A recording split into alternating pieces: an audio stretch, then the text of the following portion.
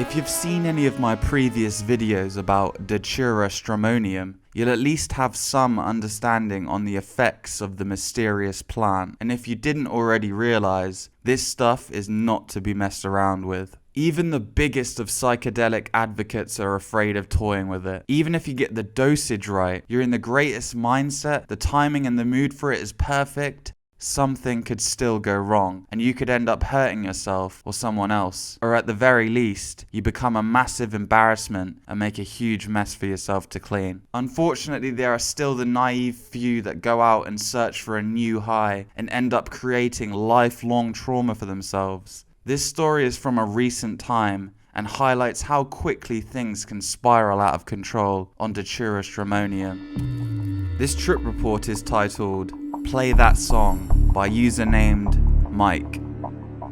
I am a white male in my 30s who is looking to relive his old college days of partying. I still smoke weed occasionally, I might do cocaine if I'm with certain old friends, but my life for the last few years has been pretty stable until recently. I had a divorce several months ago and subsequently lost custody of our 8-year-old daughter and my home. Although I had never done hard drugs, I tried for about 3 weeks after the divorce and court hearings to find something from my old college friends to get really high off of. I didn't want something crazy like heroin, but I'm in the middle of a midlife crisis of sorts, so I thought that maybe mushrooms or LSD could help me out with my problems. None of my old buddies could deliver though, and as someone who lives in the suburbs with a small circle, it's hard to find connections for certain things.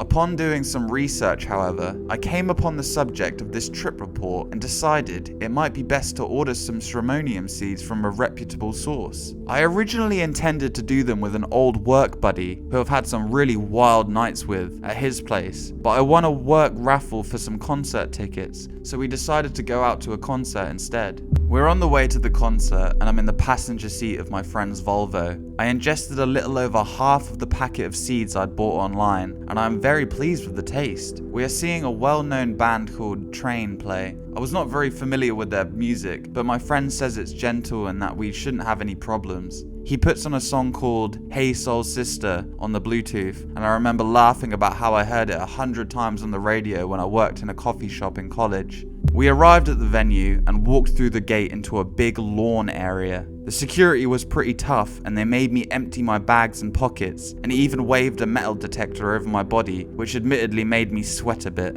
The inside of the venue was a big green field with some statues and a stage and a pavilion at the end of a hill. I remember the sound being phenomenal and how the ground shook when the bass player in the opening band would hit an especially low note.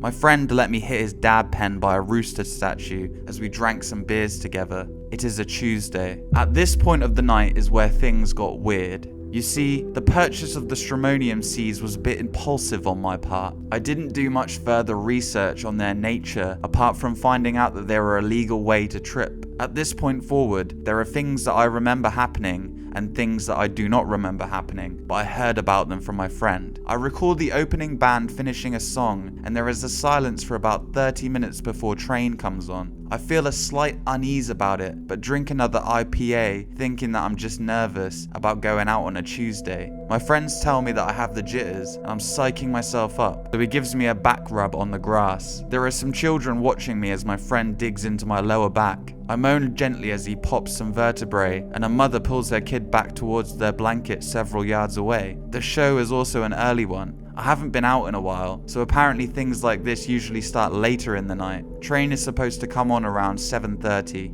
At this point, Train has still not come on, and I'm starting to get very irritated. We forgot to bring a blanket, so we are sitting directly on the grass in front of a rail. The tickets that I won from the raffle only allowed me lawn access, but I desperately wanted to head into the pavilion for some reason. I'm starting to pull out the grass around me, and have started to create patches of dirt within a 3-foot radius of my body before my friends tell me to stop. He hands me a Panic Pete stress toy from his bag that he brought just in case I felt weird, and I massage his head for a while. The lighting around us darkens and the audience screams. I see several figures appear on stage, and Train has finally come on, and Pat Monahan immediately launches into their hit single, Play That Song. I get up and start leaning on the rail and bobbing my head while I sip my IPA. It felt good to be out and to feel young again, and I recall smiling as the ground pulsed under my feet. I was admittedly a little nauseous, but I kept drinking my beer. The Panic Pete was in my pocket at this point, but I recall saying, "Play that song," several times while my friend looked at his phone.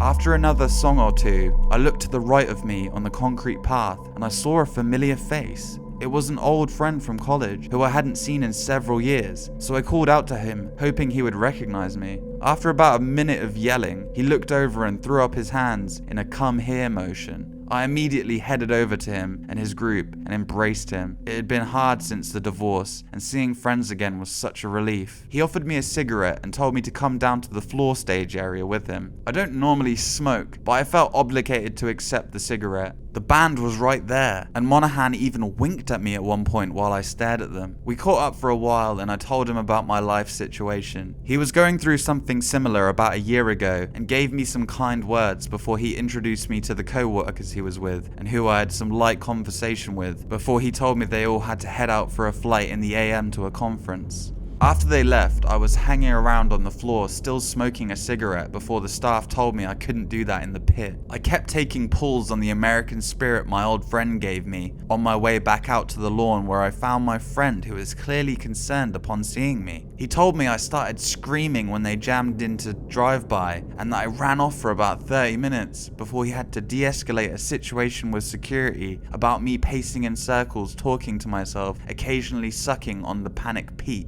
This is when I realized I was fucked, and things became very blurry after this point. I went into my pocket to find the stress toy, and to my despair it was no longer with me. I urged my friends to come with me to find it, but he dragged me back to our spot in front of the rail. I am also starving at this point, and apparently I grabbed some nuts out of my pocket to eat while I sipped on an IPA. This did not happen. According to my friend, I finished my IPA before I ran off, and the nuts I was eating were in fact the patches of grass I'd ripped out of the ground earlier. My coworker had said that he left to take a call for 5 minutes and found me hanging out with a 7-year-old girl who was joining me for the grassy treat. We were singing Calling All Angels together and eating dirt before he discovered a middle-aged mother trying to drag her child away from me. He is asking me to leave, and I apologize as I attempt to regain my composure. We are leaving in 15 minutes. At this point, my coworker is watching my every move. I see him in the face of every person around me. His eyes are the children's eyes, and the parents' eyes, and the staff's eyes. He tells me that the set is ending soon.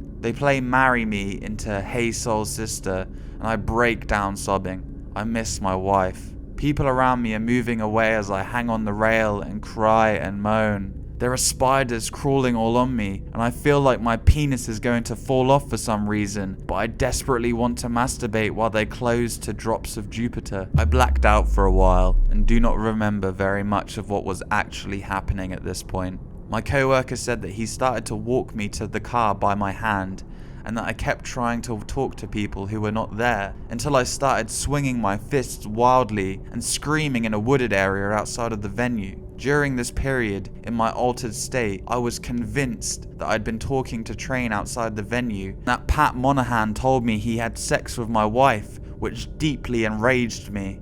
In my state, it started with me telling him that I loved his set and that he loved my wife as he winked at me, and then I immediately threw him to the ground. We tussled for a bit in my own reality as my coworker had to drag me by the collar of my shirt across the intersection to his car while I thrashed about.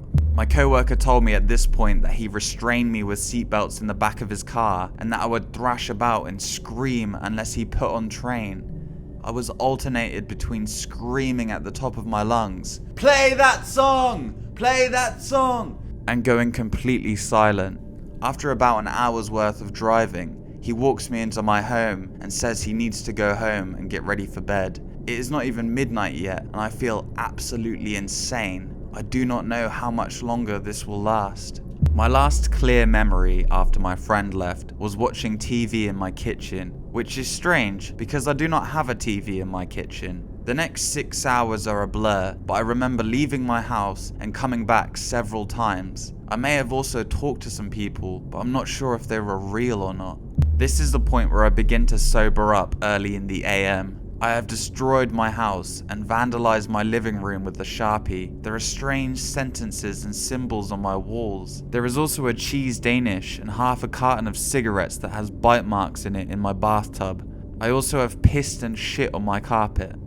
I call my office and leave a hopefully coherent voicemail where I lie about being sick and pray my boss does not suspect anything strange or my co-workers rat me out. I attempt to fall asleep and try to rest at this point, and after crashing for about 12 hours, I wake up to a phone call from my ex-wife demanding me that she wanted me to watch our daughter tonight. She said that she'd be by in 30 minutes. My house is still in ruins. I sigh and whisper under my breath, "Play that song." Well, that's going to be it for today's video. Thank you so much for watching. I'll be uploading on this channel every Friday, so be sure to subscribe and hit the bell to be notified. And if you could leave a like on the video, that would really help me out with growing the channel. Stay safe, and I'll see you in the next one.